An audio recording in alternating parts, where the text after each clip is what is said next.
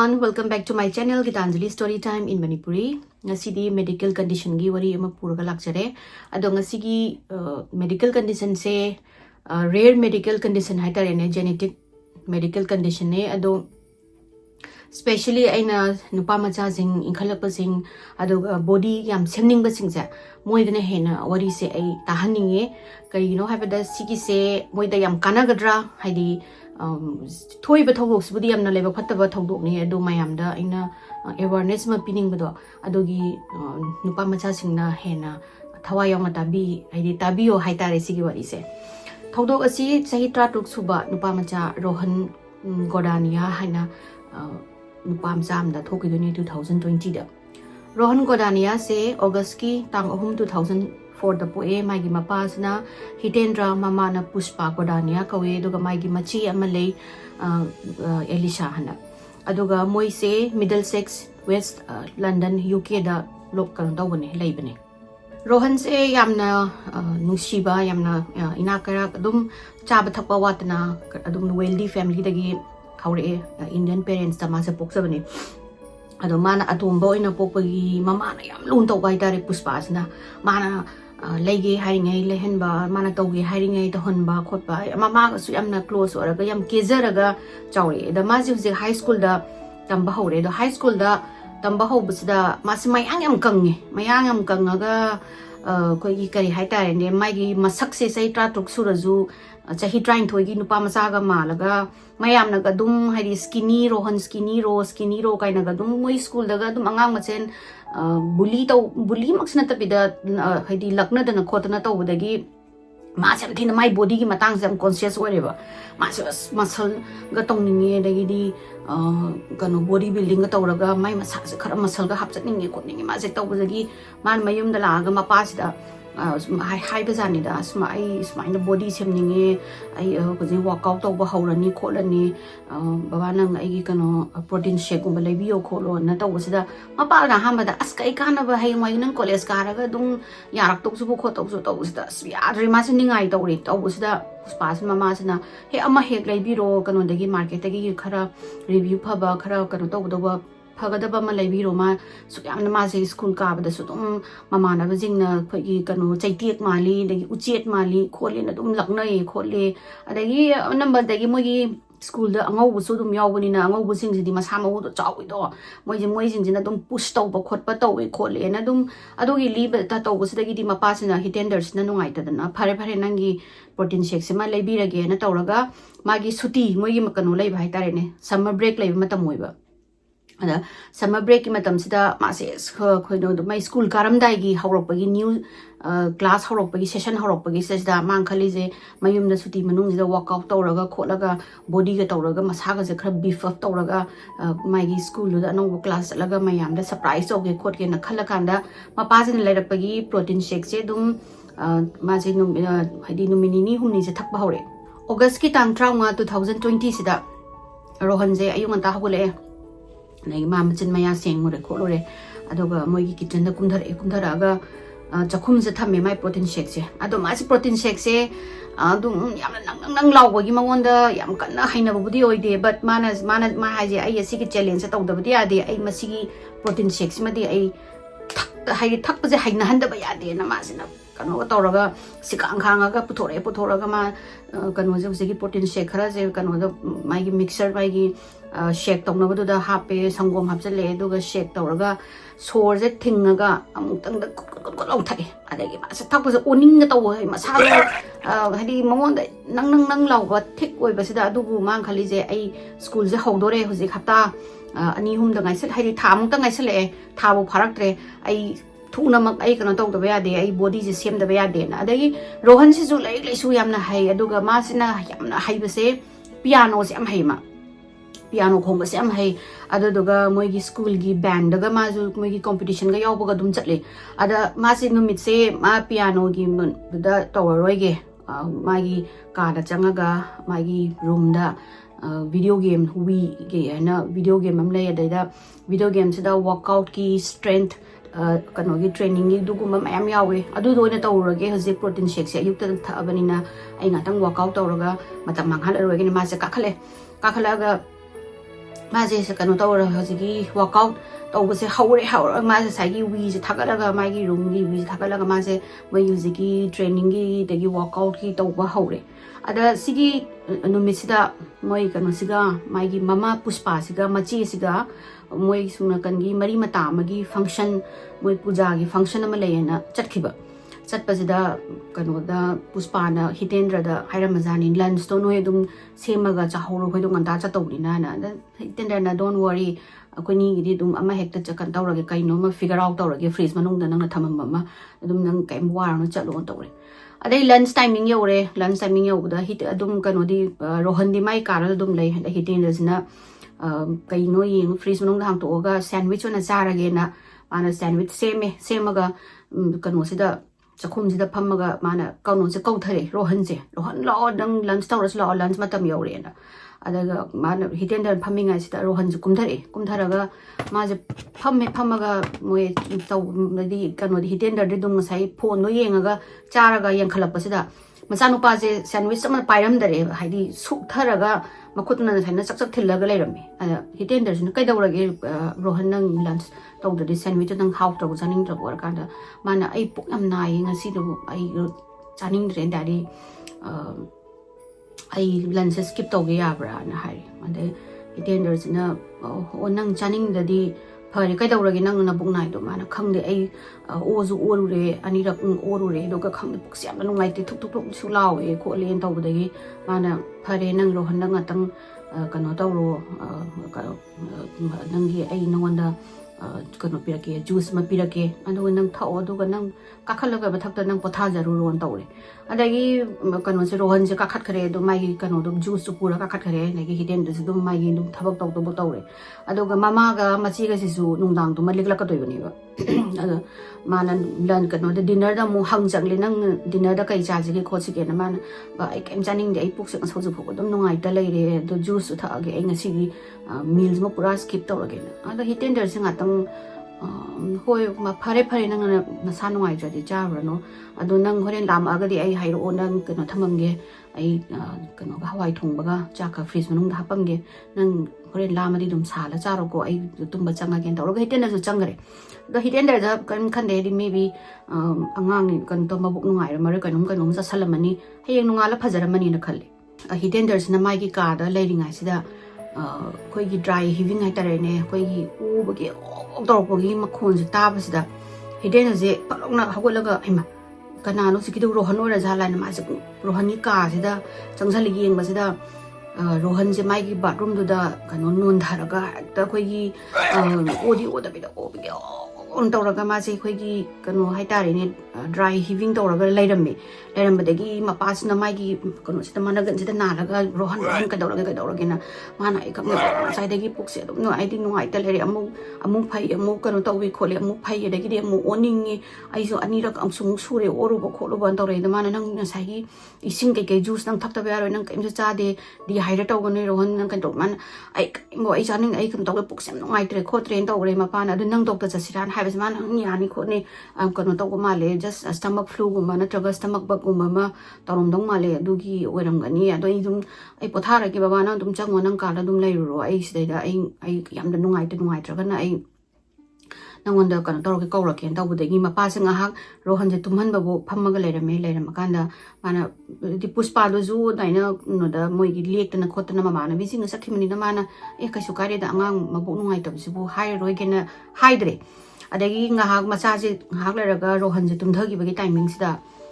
hitender je magi ka da changa tungre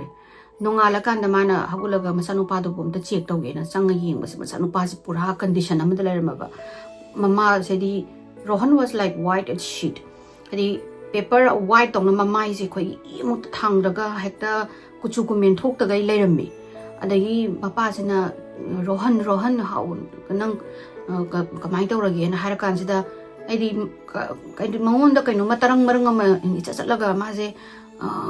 pukti na re do kitang di phare na haraga maje hagulaga maje ano upiko ada mana ano su do buduna mamito mapa duna mamito phajana udaba sida maje kai no ko yeng leire na mapa na nang ki ano to nang table do gi nakan do leire si hai tau sane ada maje hagulaga khoi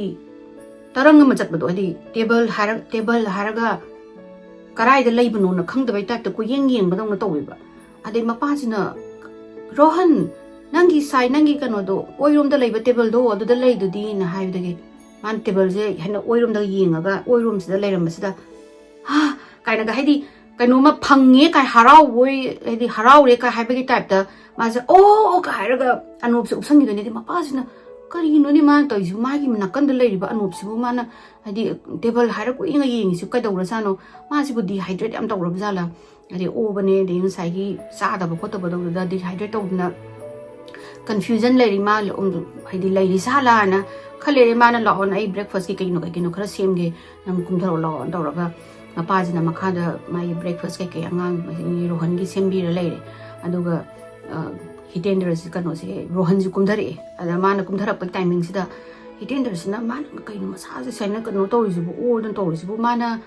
ꯅꯨꯃꯤꯠ ꯅꯤꯅꯤ ꯍꯨꯝꯅꯤꯁꯤꯗ ꯃꯥꯅ ꯑꯟꯌꯨꯖꯨꯋꯦꯜ ꯍꯥꯏꯗꯤ ꯅꯍꯥꯟꯈꯩ ꯆꯥꯗꯕ ꯍꯥꯏꯗꯤ ꯆꯤꯟꯖꯥꯛ ꯆꯥꯕꯁꯦ protein शेꯛꯁꯤꯅꯤ ꯆꯥꯔꯤꯁꯦꯅ ꯃꯥꯁꯤ ꯌꯦꯡꯉꯦ ꯑꯩꯅꯒ ꯂꯩꯔꯛꯏꯕ ꯄ꯭ꯔꯣꯇꯤꯟ शेꯛꯁꯤꯕꯨ ꯃꯉꯣꯟꯗ ꯑꯦꯂꯔꯖꯤ ꯑꯣꯏꯕ ꯏꯟꯒ꯭ꯔꯤꯗꯤꯌꯦꯟꯒ ꯌꯥꯎꯕ ꯖꯥꯠꯂꯥ ꯅꯠꯇ꯭ꯔꯒ ꯑꯦꯛꯁꯄꯥꯌꯔꯒ ꯑꯣꯏꯔꯕ ꯍꯥꯏꯅ ꯅꯠꯇ꯭ꯔꯒ ꯀꯩꯀꯩ मासे येंगे अद मान लेरपदि ख्वाइदगी मार्केट ख्वाइदगी बेस्ट प्रोटीन शेक ने अदो अइना लेरपदि अइना कने तौबनि खोप्रेन दान माने येंगसिदा डेट सो एक्सपायर ओरमदे अदुम it was within the expiry date अदुगा इंगमा मंगोंदा दि Rohan is not allergic to anything मंगो माइगोंदा एलर्जी ओइदबो पोसोमदे यावदि खोते मे बी मा स्कूल दगी कइन हादि साइ मोइ सानाबा खोपा मामानबा जिंगा चलोबदा खोलोबदा अदुम कनो साइड समक बक कने मोइ सिदा हाइको पुक नाबा खोपा दि मथोंगरम खंगदन नाबसे तुम नोंग खकनारा फबसे अदा माना येंगमगा फारे रोहन नंग कनो प्रोटीन शेक सिंगसी थौरनो नंगना बुक नुंगाइतमनिना आई नंगी ज्यूस का कनो तौरके तौबसिदा रोहन से पूरा मसा से एकता खोइगी कनो मा लोइते ते थरगा मसा यम नुंगाइतना लैबसिदा आई माना आई कनो थक्के स्पोर्ट्स ड्रिंक हैना मोइगी हे कनो लैको स्पोर्ट्स ड्रिंक अमा डिहाइड्रेट तौबा खोपा तौरकांदा खोइगी गेटोरेट की टाइपता अदैसा माना आई कनोदगी गरास लैबने गरास दगी लौरुगेना मपासिना गरास दगी लौरुगा चंगकपसिदा रोहन से मखन पिछुंग सुक्तोगा मपासिदा खाना येंगा लैबसिदा हितेंद्रजे पखतना रोहन कैदौरगे सिनी अदुगा आइना खाना ngambadagi रोहन जिना माइगी कैरेक्टर से चेंज तौरगा नंगना थौतौ यादरा नंग आई दगा दबाइनो आइगी कनो सिदा नंग असुम क्वेश्चन अदुम हंगाइ जगाइ किनो ना तौरगा हेक्ता सौगलागा एजिटेटेड ओइरगा इरिटेट ओइरगा मपासिदा हेक्ता ग्लेयर तौरगा लाउरपनेबा अदा हितेंद्र से खंगिने हाइदी करीनो कनो न रोहन तौरिजिबो Rohan is this is not his behaviour Rohan से सिगु मथब नोंग मतम तौबन टीम he is a very sweet down to earth यामने इंग तप अंगांग नि दो कइनो माना तौरिजिबो ना अदा रोहन नंग कैदौरगे न मपासिना खितम खोन कनबसिदा सावरगा रोहन जिना टेबल ग जे करो तौइ मान हवलगा तौ टेबल ग जे सुक तौइबा अदो मपासिदा तो हेट्रेट नि को येंग जे इन अदि कंटेम्ट खै को कंटेम्ट येंगा नंग थौ थौ हाइ बने एंगोंदा क्वेश्चन हंगा कनो का तौबसिदगी कनोसिन हितेंद्रसिना oh something is very wrong with Rohan जे मा खंगे हितेंद्र जे पाखले स्माइना रोहनना मागी आउट ऑफ कैरेक्टर ओरपा अदगी एजिटेटेड ओरपा कंफ्यूज माजे कंफ्यूजन लेबा अदगी अग्रेसिव ओइबसे मा अम्फु दुमाइन तौदबा अंगांगनि माजे पाखतपदगी माने ए सिदी डॉक्टर दा चतबा यारोय ngarang juma makok ton kano haidi mabuk to nungai te na tawramido maybe dehydration na kanom tawrabra kholabra doctor yeng dia de na aduma khange hojik mana laiba behavior se asida ma mathanda doctor dadi mana puraga chatpa haije mangon da kamuk sawraga mu kai tawradi kholade na kana roi mana moi hospital do ina ambulance oina kaure ngahak le kan de ambulance la e dagi mapasina rohan je theme rohan nang kano na doctor da yeng lo ai kem daw de khote kan ma je पनो फजना fight तौरमे मोई कसाई ambulance लाबा कनोगा सिंगदुगा मोई medic की मी सिंगदुगा खनादना खोटन तौरमे दगी मपास थेमदगी मास वा मसादो लोइना सोंथरपदगी उचिना चिना यारे यारगा एम्बुलेंस दा मपाजगा तौरगा काखलगा तोंगा मपाजिना कनोगी एम्बुलेंस की लैरिङाइदा पुष्पासे फोन तौरगा माना सुमाइना रोहनदो मादो कन्फ्युजन तौइ डिहाइड्रेट तौबा माले मबुक नाइ ngarangdagi mabuk nai tawai do hospital da ai pure khole nang ajiki mafam hospital da la o kholo middle sex ki hospital da la o na hairaga phone je tham kanadi uri sana thamingai ji da rohan je hagula ga hekta moigi ambulance ki hippa ki garni je सिदगी हगुलगा मेंग Sumana कंदा ivy का हापिका तो चिंगथलगा थोंग जे मोइगी van मनिंग दो हांगतो चेथोक तोय तोरिनी अदगी दी MAPPA नंग पुष्पा आई phone थमे नंग थुना लाओ कोन हारगा phone से थमगा रोहन नाइना फारे रोहन नंग रोहन जिना मप्पा का से किन्नगा सूरे भाई थालोय सिदगा आई चलगे काइनागा लेट मी गो तोरगा माजना वेन की थोंगा जा हांगो तोबदगी लिट हिटेंडरगा सिना फारगा माजे रिस्ट्रेन तौरगा हॉस्पिटल ताना पुरगा लाक्तोयनी रोहन से पुष्पाजे लाए पुष्पाजे मपांग साइ पुष्पाजे गरी कन थौरे माजु मसानुपी जे कनोगा अलिशागा मोय अनि से लाए दा हिटेंडर ना याम हेदी पाखना थौगे बिस मासे स्लाइड खोरमगा लाए मा कनो दुबु रोहन दुबु केम तौबिरम दबा मादो कनो हेदी अस याम पाखले खोलेन तौरा मासे कन तौरा कानसिदा उसेगी वेस्ट मिडल सेक्स के हॉस्पिटल से यौरे यौरपसिदा कनो से गायगा लेरमे हिटेंडर से अदगी हिटेंडर से तौरकान से माना कदौरगे हिटेंडर कदौरगे तौबसिदा हिटेंडर से खंगी रोहन से याम तीना स्ट्रेंजली बिहेव तौवे मारो सुमाइना अग्रेसिव ओय अदगी अइंगोंदा नोंग फोबो मखोन कन्नबो गांगदबा आंगांगसिना अइंगोंदा नंगिना थौतौ यावदा काने लाखले अदगी माना का सावरगा हगुलगा टेबल गा से कनोगा से टेबल गा से नि माना सावरगा इनबदा अदगी कनो मनुंगदा करी मा चाक सक मत चाव यादी मबुक नुंगाइते खोते न तौदना दगी ओजु ओइ खोले न लोइ सिंदम दो हाय दगी एम्बुलेंस दगी चोंधगी तौइ खोली मंगोंदा माइसदा नपीबा खोलीबा मयाम दगी आईवी गी कई मेम लोइना फुजतना खोतना लिटरली खोइ मी अनि न माजे फारगा पोरैने खोले तौबसदा पुष्पा से माइ थमोय सुआइ लावेबा कइनुने हाइजिबो आई इसानुपा सो यामना जेंटल लोइग्रबा सो यामना इंगतपा आई इसानुपा सिना कइनु कनोदि लाइरादना माना कनो करी मिंगोंदा लाउबुदि लाइरेदना कनो बुक्ता सा कोइगी तिन मचाबु उबदा हापीगनो हाइना हाइरगा युमदा पुथो थम्मिबस नुपा अंगांगजिना खरमाइना एम्बुलेंस गी चोंथोके तौरिनो खोल मसाजे हेक्ता सोआइ लाउरगा पुष्पाजे लेबम चाबम खंद्रि ये हॉस्पिटल रूम जिदा चंगागा मोइना खलीजे रोहन जे मोइबी हॉस्पिटल दा यौरबनिना मोइना आईवी नुंबी हिदा कई खरा यालगा फरमद्रा ना हाइरगा अंगांगजिगी कंडीशन जे हेना फलमद्रेबा माजन नोंधरगा मोइगी कंटेनर अमदा उरगा लेरम्मी अदगी ममाजना चंगझलगा येंबसददी ngसाइगी रोहनगी मखुतसिदा आईवी कोइ ट्यूब का हापतना खोतना वायर माइगी थबाक्तगा वायर मैमगा कनो तौदना करी मोइगी हार्ट बीट का येंगनबा खोनबा मयाम खोइगी मशीनदगा बीप तौब कदु मैमगा सिदा नपतना पैचेस मैमगा नपतना खोतना तौरगा लेरम्बा उबसिदा पुष्पागी थमोय हाइदी कनो तौइदो माइगी थमोय चोंथोकरे दो माजे उबसिदा माजे मेहोद सुआइ लाउरगा करिनोने आइबु ngaraंगदा आइना दि युम थाथोपगा चटपददि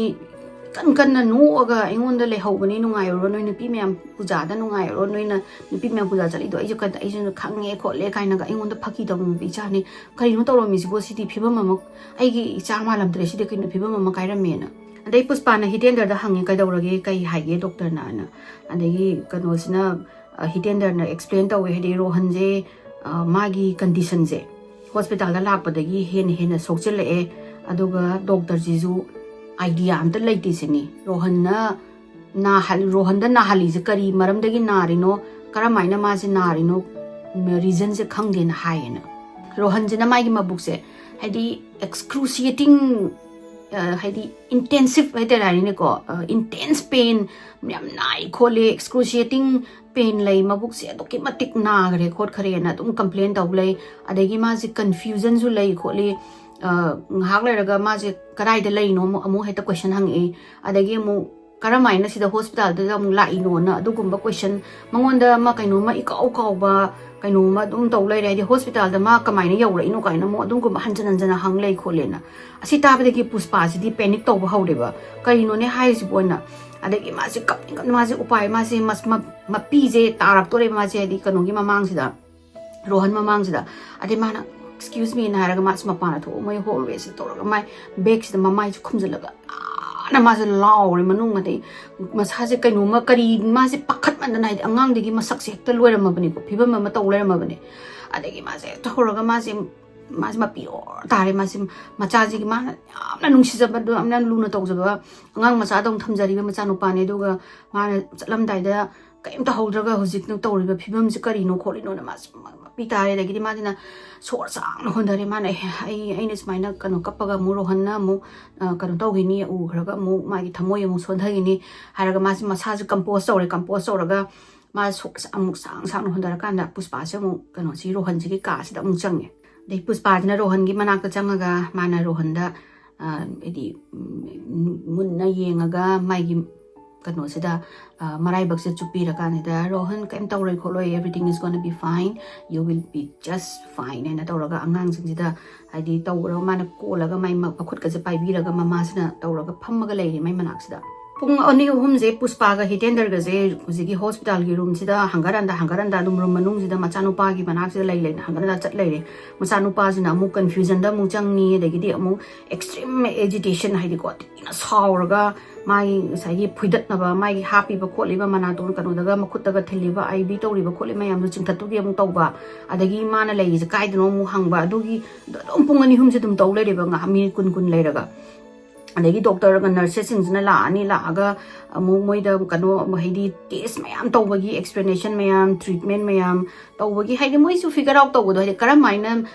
ꯔꯣꯍꯟꯁꯤꯅ ꯃꯥꯒꯤ ꯁꯨꯃꯥꯏꯅ ꯀꯟꯗꯤꯁꯟꯁꯦ ꯑꯁꯨꯛ ꯌꯥꯝꯅ ꯗꯤꯇꯣꯔꯤꯌꯦꯠ ꯇꯧꯔꯛꯏꯅꯣ ꯍꯥꯏꯕꯗꯤ ꯑꯁꯨꯛ ꯍꯥꯏꯗꯤ ꯀꯟꯗꯤꯁꯟꯁꯦ ꯀꯃꯥꯏꯅ ꯐꯠꯇ꯭ꯔꯤꯅꯣ ꯍꯥꯏꯕ ꯑꯗꯒꯤ ꯀꯔꯤꯅꯣ ꯃꯥꯅ ꯅꯥꯔꯤꯁꯦ ꯍꯥꯏꯕ ꯐꯤꯒꯔ ꯑꯥꯎꯠ ꯇꯧꯕꯒꯤ ꯍꯦꯛꯇ ꯃꯈꯟꯁꯦ ꯇꯧꯔꯒ ꯂꯩꯔꯕꯅꯤ ꯗꯣꯛꯇꯔꯁꯤꯅ ꯁꯁꯄꯦꯛ ꯇꯧꯕ ꯑꯃ ꯃꯣꯏꯒꯤ ꯔꯤꯖꯜ ꯑꯃ ꯍꯥꯏꯕ ꯂꯥꯛꯑꯦ ꯃꯥꯒꯤ ꯑꯁꯦꯡꯕ ꯀꯔꯤꯅꯣ ꯍꯥꯏꯕꯗꯨꯗꯤ ꯈꯪꯕ ꯉꯝꯗ꯭ꯔꯤꯀꯣ ꯑꯗ ꯃꯣꯏꯅ ꯍꯥꯏꯔꯤꯁꯦ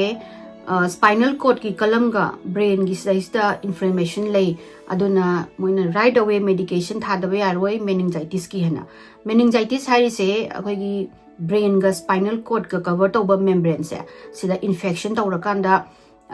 कनो तौई meningitis हाइसे Naiko असिगी नाबसिना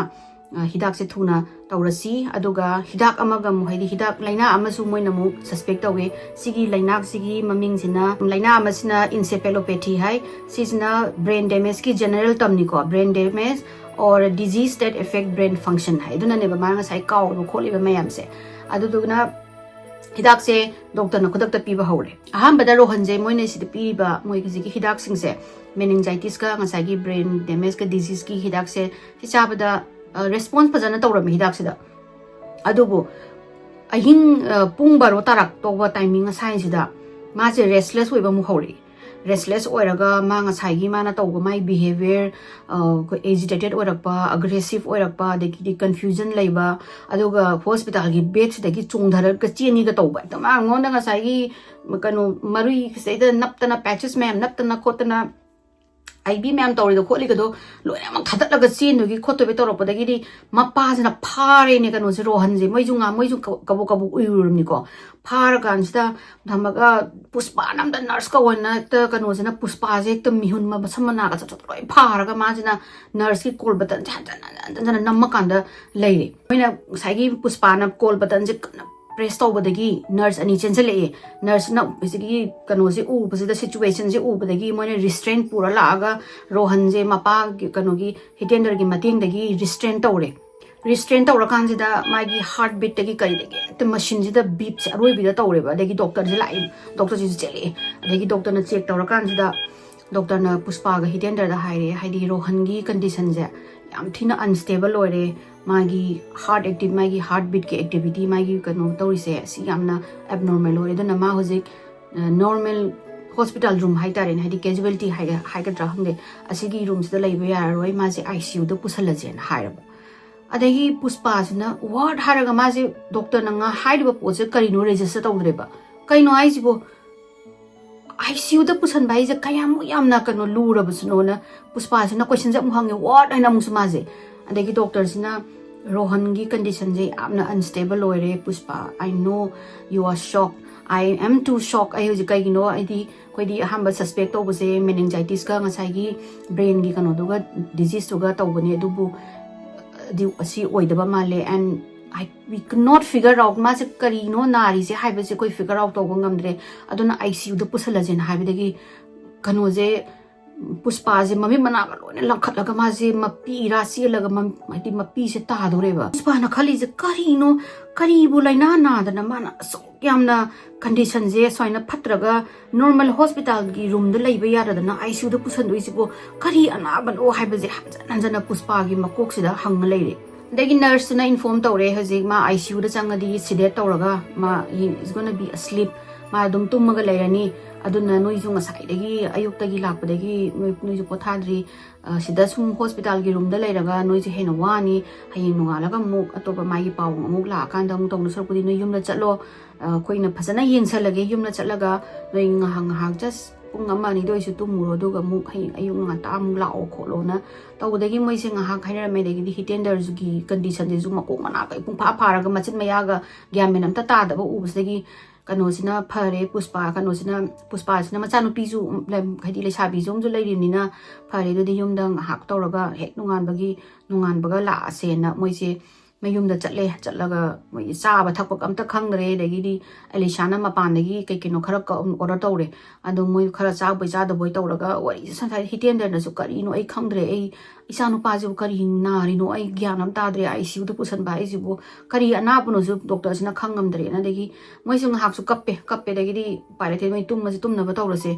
ji ma su dungai ni tumamani ICU da dagi ai he's in the best ma ga no na hitender there in the best care hadi health the handle later bane makut yam phaba makutal ma later bane ma nungai tuma mani khoi ju phabung na chang asen tawraga phabung le exam gi baga hiten dari tum gari ma de wamandana adugo puspa si di tum ya dari mare tharo maro olaga mai wakhan sida ja khandana kari nari jano kai do bagi mana kari sa salurage na traga mai gi brain kano sida problem la isibo ma kari doroge makuk ta ga sok pa yaw ki bra khotra ado kan khana ma ji nungan ba ma ji kano ji bu ma ji tum da bida tum tharo maro olaga leilingai sida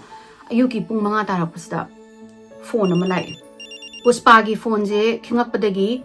mana chongkhal ma je khangboi lakpoi phabung degi chongkhalaga paira kan sida hospital degi oiler me adagi hospital sida da doctors na oiler me doctors na haidi Rohan gi mai gi condition je hena phajalaktre it has taken another turn noi hospital da thuna lao na hairapadagi puspa je magi thamoi heartbeat sit ta chungkhok toreba adagi mana oje man hiten da jini akhaude hiten hagolona hospital dagi khoi lao hai smaina kanogi Rohan gi condition je phajalaktre hai khole na adagi moina adagi hagolaga nang Alisha da hawdo ro tawraga moi em ma phi maron sep kan tawraga kai no khar sechalaga Alisha je hawdo ga moi ahum ke car tawraga hospital sida kan thawre puspa ne hitender ne Alisha na yorok pasida sai Rohan gi doctor se ngai raga lerame ade moi jina hobe business la kan doctor ka dawre khore taw pasida doctor ne explain tawre haidi Rohan do hojik masa mathanda kano sor honba ngamaktre haidi ma struggle tawre do duna ma je intubated tawraga ventilator da thamme na haibadi masa mathanda sor honba ngamda badagi machine du da oina holalini do sisina machine jina oina ma je hingala thamine na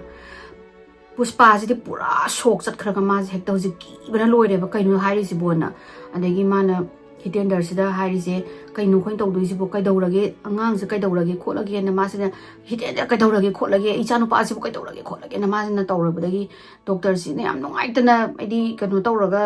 puspa sida yengaga leire mama haidi mama ji gi matau sida ni doctor sina mo makha tare haidi Rohan do je stabilize tong no ba kan hone do ngam da leire ma ja ko we are struggling to stabilize him ma je stabilize so ngamdre aduga ma hujik pudi ma immediate danger budi nati adu ma do once ma gi stable he oibaga moina CT scan ama longni aduga moi khangani haidi karino ma gi brain sida tawriba my brain manung sida tawriba anaba se karino haiba sidi CT scan ji matung lagi khangani na haire pa je hujiki doctor duna haire ba mayam je tabadagi ma je masa je wan thadoreba ma je phambang amakdana anakpagi aduda chokri ma lebida ma je phamdaraga ma khongai kappe ma je hitender ga masanu pi ga lei kai ma je kaw ga khongai kappadagi hitender jina nungai tadana mana Alisha kano je Alisha na mai manak ta phammo na harak Alisha je moi ga phamma ga konsulaga hitender jina puspa ai khangi jing doctor na hari ba kho hai cha hai do yamna ki jai khole ai ju ki even I am terrified adoraga su si doctor moi UK gi one of the best hospital ne do na ma adum kem to ma recover to ro kan khola kan na adagi puspa na natte kaino recover to ro kan na te recover to doi ni ka do gi no hope level na te recover to ni na har as khongai kappe moi hum je kapina ra leire puspa je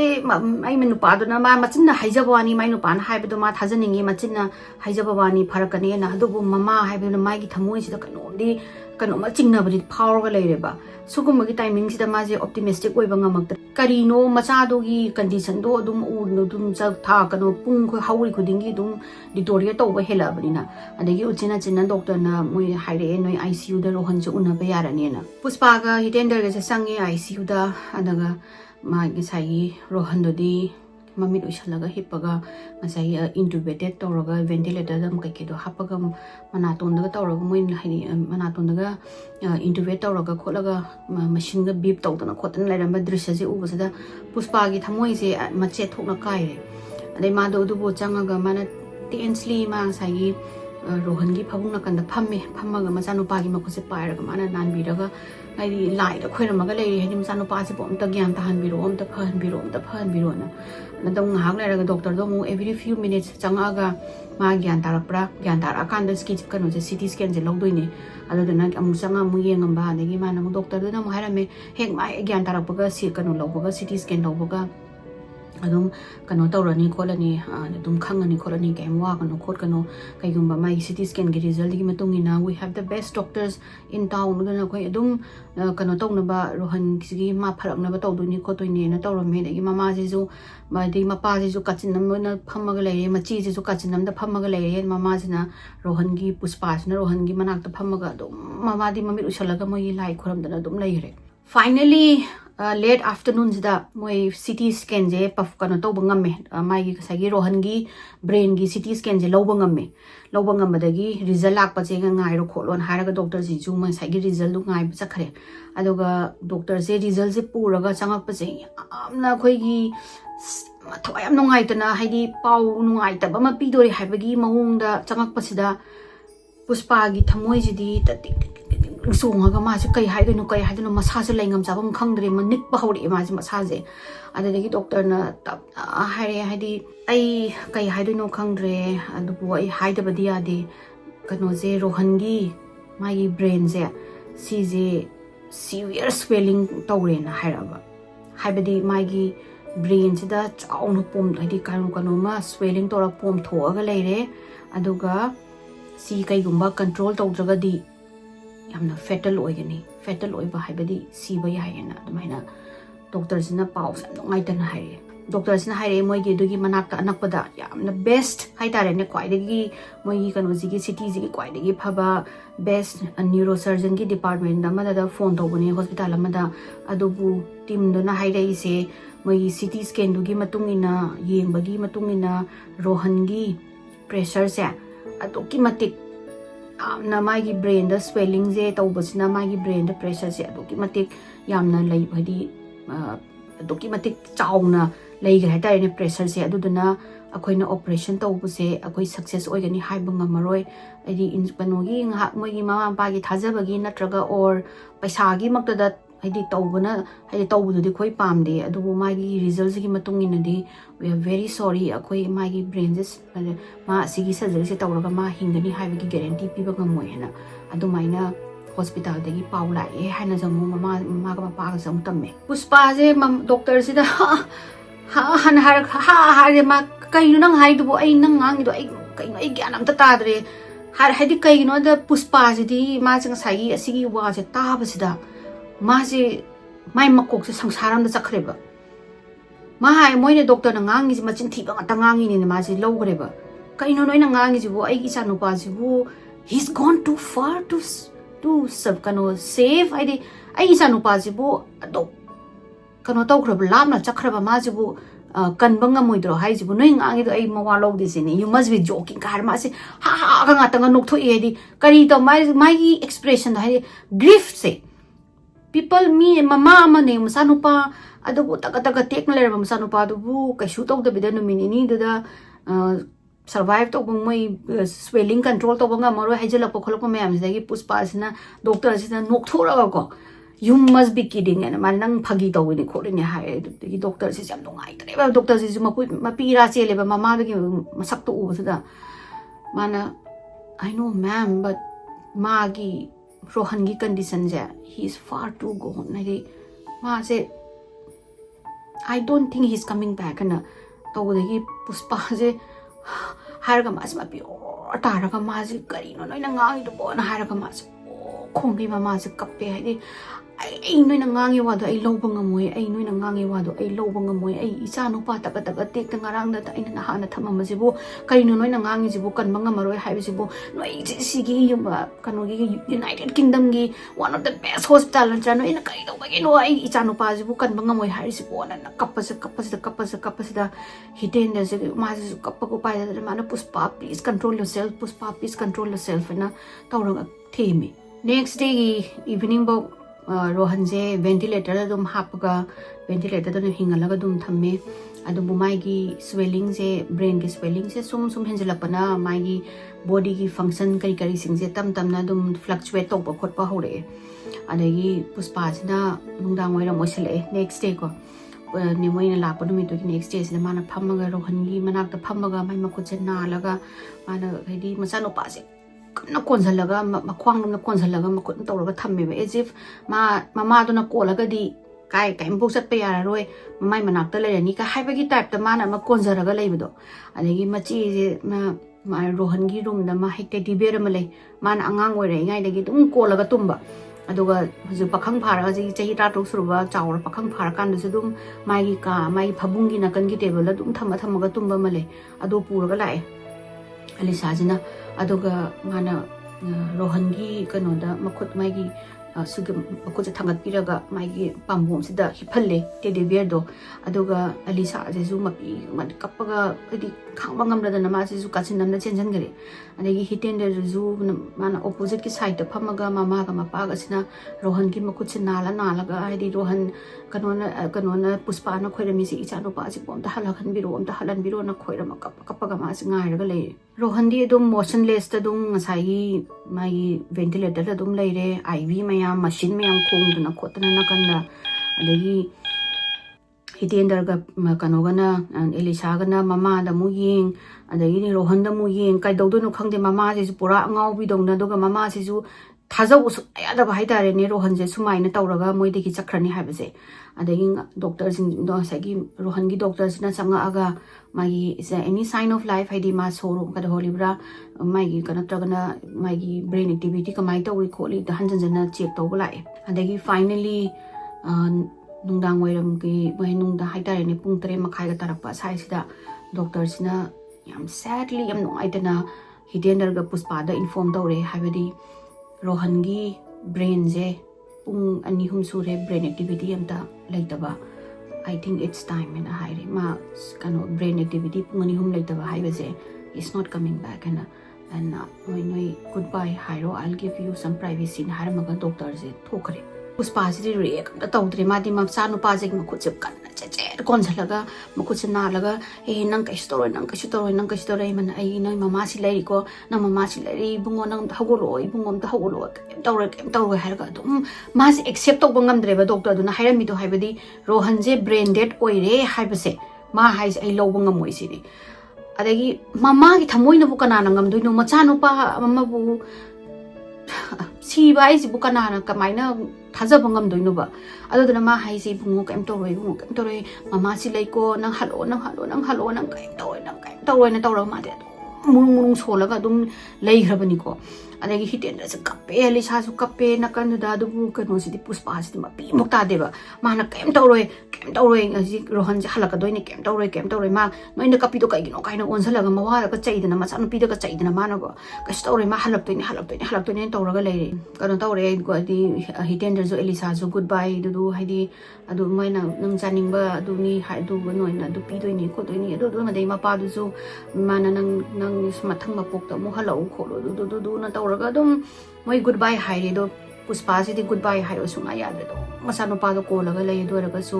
leba ka tamam ba haibdo ne finally around 8 pung nipan ga taram dai sai sida Rohan je si khani si bedagi my doctor do na di ma si re na pronounce orame adoga I'll just my noi mon to bagi grief to bagi matam khara pi ge khot ke na hairaga doctor si thokre adogi mama je aidi masang loi na pungpha pharaga macha je sire haibagi moina sai practice mem dok thokpa moi ventilator gi hap ko pa mem lok thokpu je ma tarang na chatlaga ma je yenga dom leire kai no hai je ai sa no pa cha seng bai chakhrabra na Puspa ji ju kai no hai ji bona तौरगा मासे मथा सारगा लेंगासिदा doctor से प्रॉब संगे संगागा doctor सिना हाइरे I am very sorry हाइदी नोगी grief ki monogi kano sida timing sida aina changa ise but this is also very important Rohan gi organ se donate tawbagi consider tawgira khotgira na hangba lakpa doctor oile rame ahambada puspa se doctor se uba sida makok sida mana phami ba phan se hawlaga thumninge ba haidi isa siba bo minute tara di siren haiba minute kun bo phadari ai bo kappa bo pi daraktori duga nangna changai si bo haina but they understood haidi smai na kai gumba donate toge haragadi haidi as soon as moina he haidi ngai kai gumba moina donate toge na donate over it's haidi am thina su chaw thaba amni ko kai gino da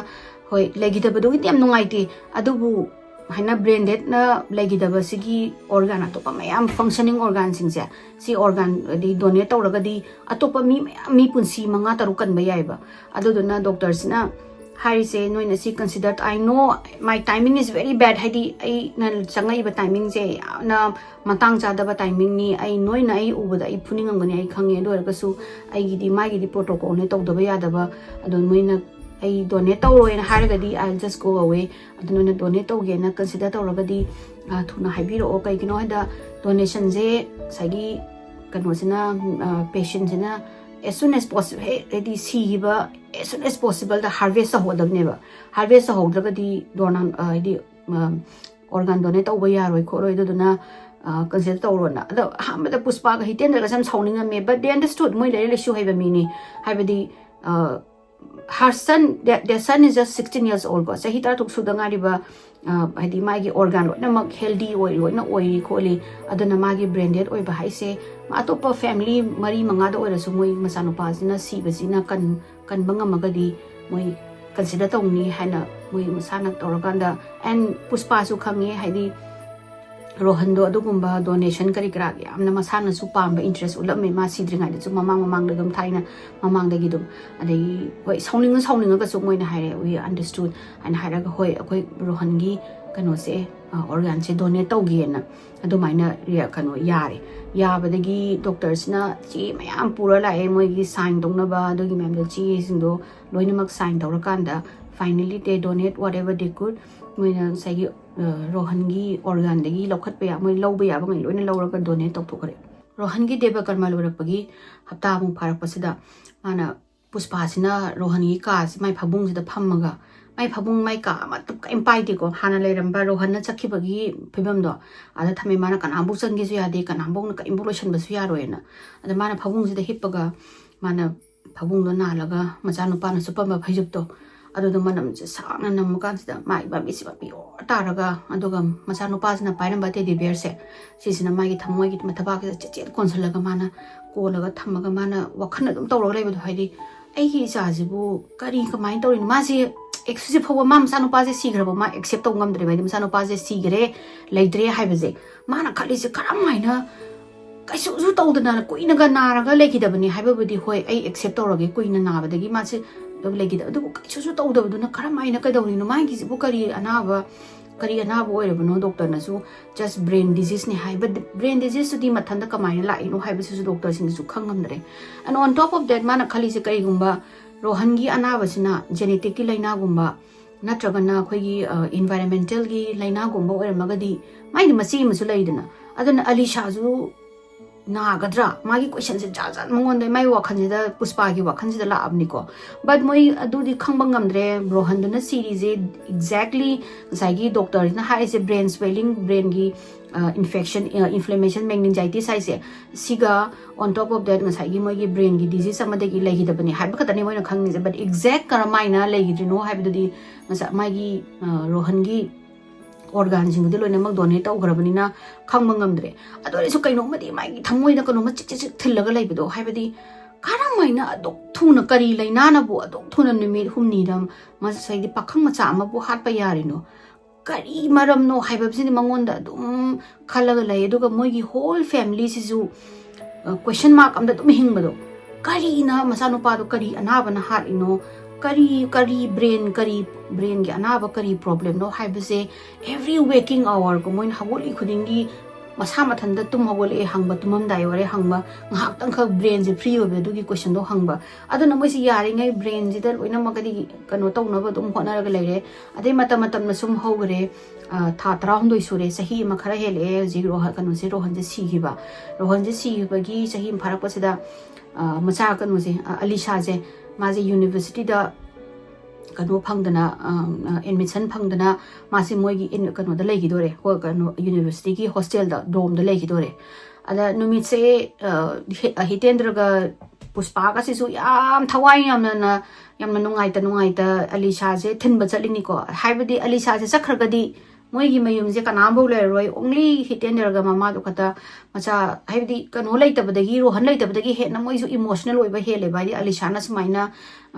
chaudana college kanu university da chakidore khidore haibagi september gi tang kunga mari 2021 se sinumi se amasa nupi se drom da thilure moi maya magi college ki hongjan ba kochen ba tawraga aduga moi ani se halak pasida ani se mayum sida emptiness haitare ne oi kari uche ki makon ahang bagi type da han gani khanbada hiten se am haning dai ba mayum da masa no pido le haurani je masa no pa zu ngone leitre dagi kari to moi ani khak chatlaga kai daw doino aduga yum yoraga moi ani khaki chak thonga traga kanu ma cha bu talle kole na tawraga dagi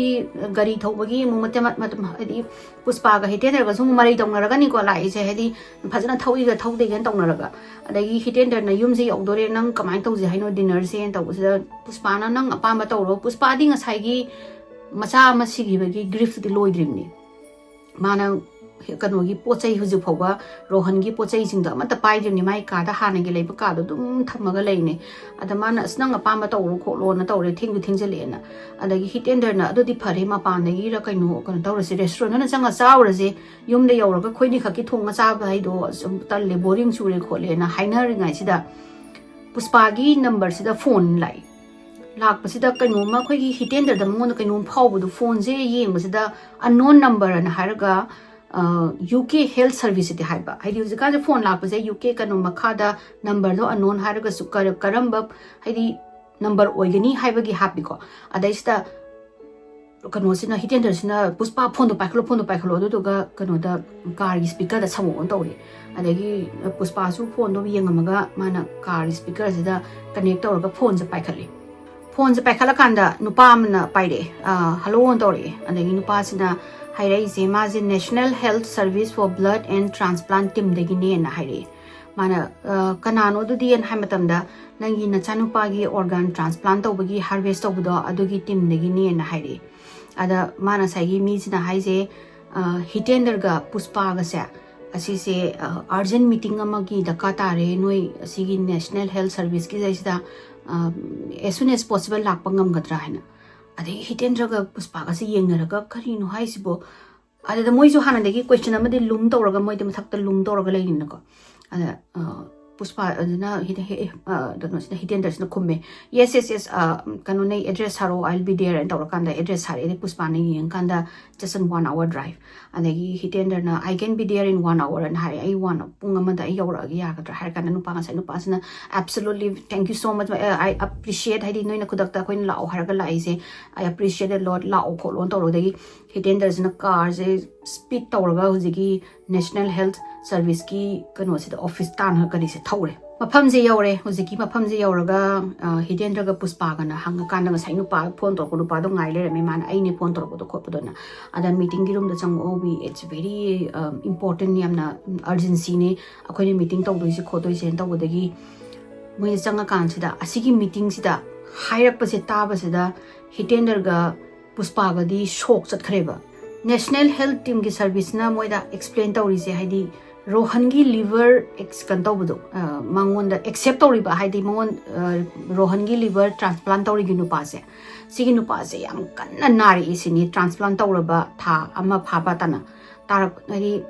narak padagi moisina magi liver do biopsy tawwe sini biopsy tawba sida moina khangi se ado sigi nari ba laina gi maming se ornithine transcarbon mylase deficiency or OTCD for short yamna complicated aingona jamna complicated ore ko si maming se ado OTCD haraga khange hai sigi na base OTCD hai je genetic condition amani ko si sina kai doge hai basida koi gi body jina ammonia se breakdown tok bangam moi done ba breakdown tok bangam dabadagi ngasai gi ammonia sina koina chaba thakpa mayam se liver sina loina filter tawrini na do filter taw je si prevent tawraga ammonia se breakdown tok bangam dabadagi koi gi toxic gumba chemical mayam build up tawk toiba build up tawraga sigi build up sina hen build up tawrakpadagi lethal level da kanu tawrani ko build up tawraga khoi gi ease da blood stream sida loina thadorok toini ba adai hujiki nupa jina mo explain tawre Rohan gi liver gi recipient je hana OTCD naramde adubu transplant gi matungda mana narakpadagi moina autopsy tawdagi kano OTCD je na lerambani aduna haibadi Rohan gi liver se hanadagi OTCD nai haibase masi moi khange then finally now Rohan na tha tara humdoi sahi ama hena si daba matungda khangbang ame haidi Rohan je sumaina OTCD na heart pane ma je OTCD gi laina dagi si bane hana de khangam da bado khangbading ame dun they were relieved but moi the question mark ama lay ama di lay ba question mark di OTCD hai je kaino khoi di hana dagi su kang khangde and karamaina khudak ta OTCD jina naraga numit humni mari ni da karamaina teenager ama pakham macha do bu hal ino hai basi moi asi khangam de na hairaga like both of the parents were surprised haidi karino haidi kamai tawrino na adanga saigi NSA kanu jina National Health Service ki team jina hari je OTCD gi anaba se asi je dormant oraga leiba habadi tummaga lei haitare ne like genetically oina loina carry tawgani ko ado tummaga di lei tummaga leira kansida mas activate tawba yaiba asigi anaba se karina activate tawba yai huge amount of protein consume tawla matungda liver sina kadi sina process tawba ngamdabadagi OTCD naramba genetic si je genetic laina se si je kano tawba yai sini activate tawba yai sini ado Rohan gi case adi kaino mana protein shake thaubudo thakba je zo mana numit humni je achaw scoop ohum mari je masa body semdo ne na mana hanjan ani hum thakba jina magi body sida khudakta protein do adok kyambudo pulap oina changakpadagi magi body jina saigi handle tawbangam dana OTCD gi kano se laina se mana saigi dormant oraga tummaga leramba anaba se activate tawrapani ba activate tawraga hekta mana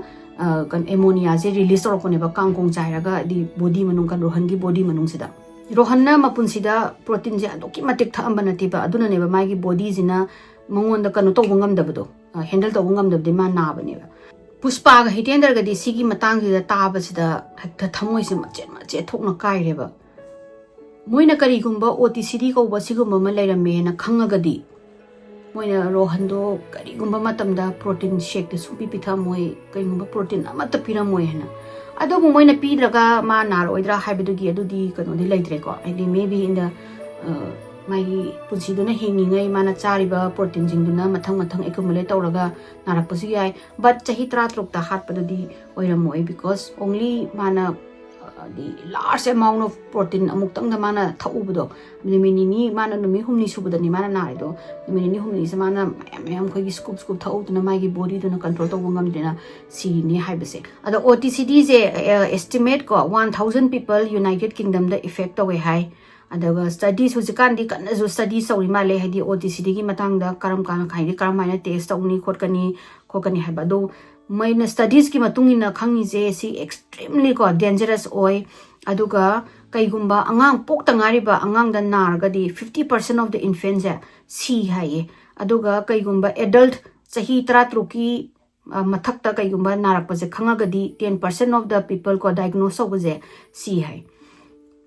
ꯑꯗꯨꯒ ꯍꯧꯖꯤꯛꯀꯤ ꯄ꯭ꯔꯣꯇꯤꯟꯒꯤ ꯁꯦꯛꯀꯤ ꯋꯥꯔꯅꯤꯡꯁꯤꯡꯗ ꯑꯃꯠꯇ ꯊꯥꯗꯦꯀꯣ ꯍꯥꯏꯗꯤ protein ꯃꯌꯥꯝ consume ꯇꯧꯕꯁꯤꯅ protein ꯁꯦꯛ ꯃꯌꯥꯝ consume ꯇꯧꯕꯁꯤꯅ or ꯍꯥꯏꯗꯤ ꯃꯣꯏꯅ ꯉꯁꯥꯏꯒꯤ ꯁꯦꯛ ꯌꯥꯎꯔꯤꯕ ꯄ꯭ꯔꯣꯇꯤꯟꯒꯤ ꯄꯤꯜꯁ ꯀꯩ ꯃꯌꯥꯝꯁꯦ ꯀꯟꯖ꯭ꯌꯨꯝ ꯇꯧꯕꯁꯤꯅ OTCD ꯗꯣꯔꯃꯦꯟ ꯑꯣꯏꯕ ꯂꯩꯔꯝꯕꯁꯦ ꯑꯦꯛꯇꯤꯚꯦꯠ ꯇꯧ ꯌꯥꯏ ꯍꯥꯏꯕꯒꯤ ꯋꯥꯔꯅꯤꯡꯁꯦ ꯑꯃꯠꯇ ꯍꯥꯞꯄꯝꯗꯦ ꯑꯗꯨꯅ ꯀꯅꯥꯝꯕꯨꯅ ꯈꯪꯉꯝꯗꯕꯅꯦ ꯍꯧꯖꯤꯛꯇꯤ ꯋꯥꯏꯗꯂꯤ ꯃꯌꯥꯝꯁꯦ ꯑꯅꯝꯕ ꯈꯪꯉꯦ ꯑꯗꯨꯒ UKꯗꯁꯨ ꯔꯣꯍꯟꯒꯤ ꯀꯦꯁꯁꯤꯒꯤ ꯃꯇꯥꯡꯗꯒꯤ ꯍꯥꯏꯗꯤ like each and every protein shake ꯐꯪꯕꯁꯤꯡꯁꯦ ꯂꯣꯏꯅꯃꯛ ꯑꯁꯤꯒꯤ ꯃꯇꯥꯡꯗ ꯍꯥꯏꯗꯤ protein shakesina livergi ꯑꯗꯨꯒꯤ ammonia-ꯒꯤ OTCD ꯇꯧꯕ ꯌꯥꯏ ꯈꯣꯠꯂꯤ ꯍꯥꯏꯕꯁꯤ ꯏꯔꯦ ꯑꯗꯨꯒ ꯍꯧꯖꯤꯛ ꯐꯥꯎꯕ ꯄꯨꯁꯄꯥꯁꯤꯅ ꯐꯥꯏꯠ ꯀꯟ ꯇꯧꯔꯤꯀꯣ ꯍꯥꯏꯗꯤ ꯃꯣꯏꯒꯤ ꯀꯦꯁ ꯇꯧꯗꯅ ꯈꯣꯠꯇꯅ protein shake company US ꯑꯣꯏꯖꯅꯨ India ꯑꯣꯏꯖꯅꯨ China ꯑꯣꯏꯖꯅꯨ UAE ꯑꯣꯏꯖꯅꯨ UK ꯑꯣꯏꯖꯅꯨ ꯍꯧꯖꯤꯛ ꯐꯥꯏꯠ ꯇꯧꯔꯤ ꯍꯥꯏꯗꯤ every protein shake available in the market ko haidi haigadabani habidi genetic ki laina OTCD haibase asise protein shake se consume tawragadi yamna dangerously oiba laina kano se asigi anaba se asise naba yai activate hana dormant oiba se kaigumba protein excess ta consume tawdragadi naroi adubu kaigumba tawraga naragadi you should know you guys are suffering from OTCD mana mangona thokibido adumaina mana atopa mama para thoningdabdo adama huji su kana fight tawri huji ma UK di almost all the protein shake moidagi phangbasing di loina level tawre aduma atopa country di su kana fight tawri hai adi mayam agi wari je side loisin jarage mayam agi wari se nungaragadi like tawbiyu share tawbiyu subscribe tawbiyu adu mathangi wari da mung theknerasi ko bye